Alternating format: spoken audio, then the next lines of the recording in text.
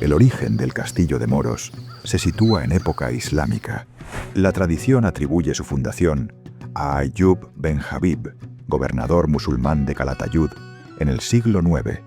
Más allá de esta atribución, pues algunas fuentes sugieren que pudo tratarse también de un pabellón de caza, lo verdaderamente significativo es su emplazamiento estratégico.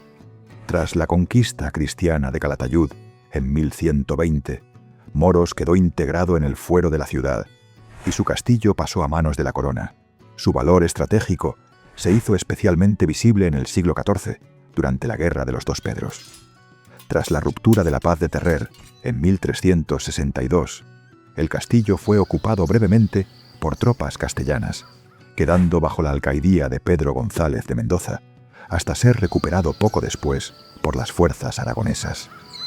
La fortaleza se adapta al relieve sobre el que se asienta. Los muros se apoyan directamente sobre la roca y configuran un recinto irregular. Su elemento principal es una torre rectangular, hoy muy arruinada, situada en el punto más expuesto del cerro. Estaba formada por dos cuerpos superpuestos, uno inferior de mampostería con acceso elevado y otro superior de ladrillo sobre mortero de cal, probablemente fruto de una reforma en época cristiana, para reforzar su altura y el control visual del entorno. Hoy, los restos del castillo de Moros continúan dominando el pueblo desde lo alto del Risco.